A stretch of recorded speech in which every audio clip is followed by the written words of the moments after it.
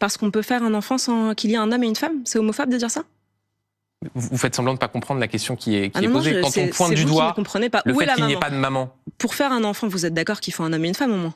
Il ne peut pas y avoir des couples de père, vous me parlez de mère? de couple, je vous parle de parentalité. Vous êtes d'accord que pour faire un enfant, il faut un homme et une femme?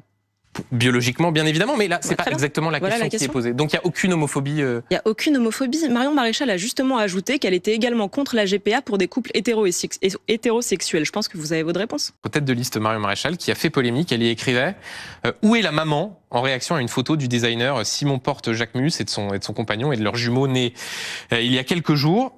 On peut avoir tous les débats sur la GPA, et d'ailleurs ils existent, mais pointer du doigt comme ça un couple homosexuel, des jumeaux qui sont nés depuis une semaine, est-ce que ce n'est pas aller au-delà de ce qui est permis en politique? Première chose, Marion Maréchal a eu le grand mérite de remettre ce sujet d'une importance majeure au cœur du débat politique. Alors maintenant, je suis opposée à la GPA pour des raisons philosophiques. Il faut que les gens qui nous écoutent comprennent ce qu'est la GPA.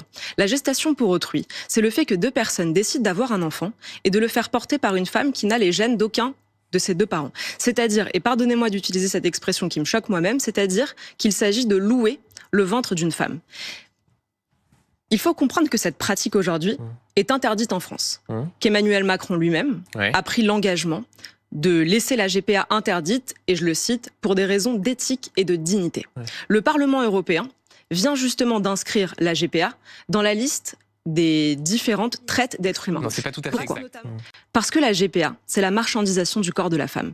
Et c'est non seulement la marchandisation du corps de la femme, mais c'est aussi le fait que des couples fortunés des pays riches aillent louer, comme je vous l'ai dit, marchandisation. Pour qu'il y ait marchandisation, il faut qu'il y ait échange financier. C'est ce qui me dérange philosophiquement dans la GPA, c'est-à-dire de faire de la vie d'un enfant l'objet d'un contrat. Et pour ces raisons, je suis contre la GPA. D'une opposition, la question qui se pose derrière ça, Arc-Nafo, c'est est-ce qu'il n'y a pas un fond d'homophobie? Vous voyez bien, quand Marion Maréchal tweet en disant « Où est la maman ?»